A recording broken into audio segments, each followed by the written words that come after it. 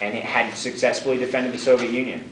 But historically, if you are not willing to make the moral commitment to actual revolution, but you're willing to rebel, I don't think you should expect a good ending. I don't think you should expect clemency, which, incidentally, though, the Bolsheviks by and large granted.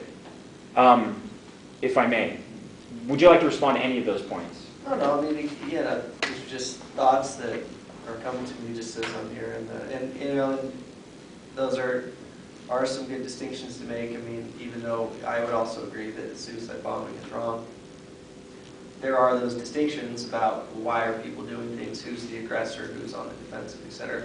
Again, I don't know enough about Russian history to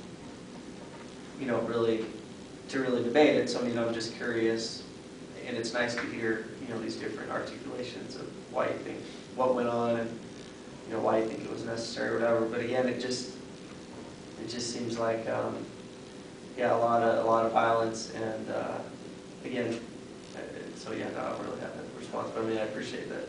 I would encourage you to check out InfoShop. InfoShop has an entire FAQ on the Kronstadt Rebellion, and also there are Machnevist's archives online. And so if you want to get the notion of what Machnevism is all about, you should also look through those. And then Black Flag has several various relations. I got a lot of the direct material from Black Flag. So just, I mean, that's more along your political line, and that would be the place to look for it. Just on the tip of being morally conscious, if we try to approach it from the consequentialist angle, it immediately becomes, look, oh, it's state power over and over again, and it's really bad, so we shouldn't act in these ways. But again, if you take the principles by which, I mean, even the Kronstadt sailors were saying, look, we want these following things. The Bolshevik Party, right, was a party of the people, and the people weren't demanding these things from the Bolshevik Party, at least in a certain sense, however you want to cut it. They were still supporting the Bolsheviks, which is to say that they weren't asking for these exceptions to be made for them. They simply supported them on principle of, look, our country's under attack. We need to just defend the country first, because if not, it's going to go to shit, and it's going to be worse off for everybody. So, yeah, the very notion of actually not making exceptions for oneself or being able to universalize your actions, I think these are important principles to stand by. Well, and I do want to qualify my comments, and I maybe qualify your comments. We shouldn't engage in simplistic power worship. Just because someone wins doesn't mean that they're right. But it's worth noting that the Bolsheviks started as an extreme minority party. And for all of the alleged distortions and lies, it seems very implausible to me that one can go from minor party to seizing the state to defending against the entire previous army and an entire Allied offensive and peasant uprisings and a black anarchist army and mutinies among the Kronstadt without a healthy level of support. I mean, don't get me wrong, organization and discipline go very far. And this is part of the reason that the formation of the Red Army was necessary. But it only goes so far. And I don't think the Bolsheviks could have won if they didn't have either a general level of support or at least a general level of neutrality towards them. And so, right, I mean, I think that's also an important historical consideration. Nate, you had your hand up previously, and then it went down. I was just going to ask, as far as you said the Bolsheviks were killed by the Black Army. Was it the Bolsheviks engaging on them, or the Black Army engaging? Because I'm completely unaware of this. Honestly, it was a complete and absolute mess, and there's almost no way to tell. My perspective is that Makhno and the Black Army were primarily peasants, and they were very suspicious of industry, and they were also very suspicious of the cities, and that sort of decadent lifestyle that it engendered. And they didn't see things, for example, like railroads as necessarily essential or super important. When you have the Bolsheviks who are requisitioning grain, okay, so there's that. There's the decree to requisition grain. I think that, from the anarchist and the Bolshevik Black Army perspective, that was the first shot. When you have a state that is demanding resources, that is the inherency of state aggression. For whatever reason. Doesn't matter if the cities are starving. Doesn't matter if there's an army that needs to be formed to stop the white army. If you are demanding things and using the state to do it, for most anarchists, that's the root of aggression. So in that sense, it's clear that the Bolsheviks fought first.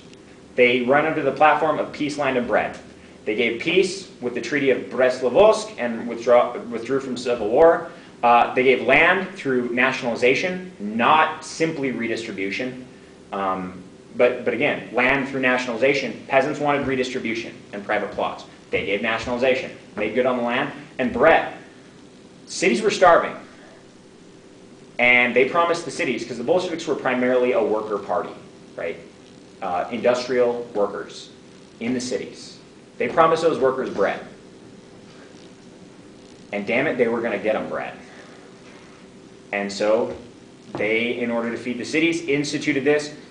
From that perspective, if you view state decrees as aggression, as most anarchists did, and as Makhno probably did, then the Bolsheviks attacked first. As far as who shot the first person, the entire Civil War was absolutely chaotic. And you had armies fighting against each other and then with each other in the very next battle.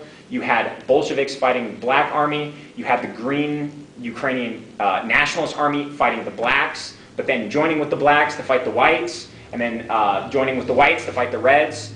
And so in this case, I don't think there's any historical place at which you could pin it down. But again, there is some weight to the anarchist critique that the Bolsheviks shot first. Of course, the alternative story is, if you have starving cities and the state demands food and supplies to feed starving people, you have an obligation to give it to them. Anarchists, by definition, do not believe they have an obligation to give it to them. So for the Bolsheviks, it was the the anarchists who shot first. Does that make sense? And there's no historical way to disentangle it. Either you believe the state can requisition food, and therefore the Ukrainians or the anarchists resisted first, or you don't believe the state has a right to demand things from worker or peasant associations because it's an alienated form, and then in that case, it's clear the Bolsheviks shot first. Oh. Sorry, this is real quick. Did that cause starvation or any massive problems amongst the peasants to have to give up that? Oh yeah, massive starvation. The way in which the initial requisition lasted was this. You could keep enough grain for your household, and you could keep enough grain to reseed, but then every excess needed to be donated to the war effort. So what the anarchists and Ukrainians said is, we're not going to grow anymore. We're going to grow enough to feed us, and the rest of you guys can go to hell.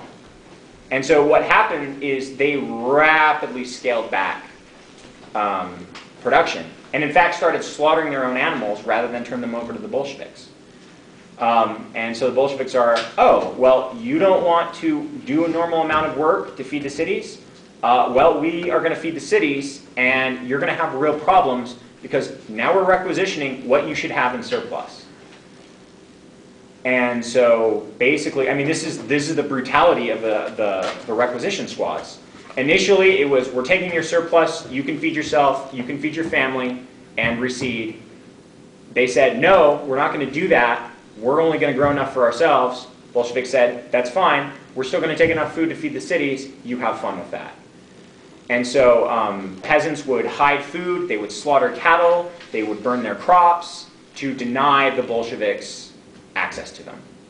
And so this led in mass starvation of the peasants, and the Bolsheviks said, yeah, you chose to burn your crops. We're still taking this food. And we're very uncompromising about it. And so there was massive fighting. It's very likely, also, side note, there was also a drought. That should be said, although I hate the traditional Soviet defense of blaming it on the weather. So I'm willing to, it happens a lot. If you go through the defenders of the Soviet Union, they love to blame things on the weather, and there's a certain amount of truth to that. But also, we should look at the political policies and what consequences they had. Was it brutal? Yes. Did lots of peasants starve? You better believe it. Also, I don't care. If you're in the middle of a civil war, and they say, we need this to fight the White Army, and you're still going to have enough food for you and your family, and you say, you know what, screw you guys, I'm not growing enough food for anyone but myself. I have no concern for you, especially when they are literally starving the city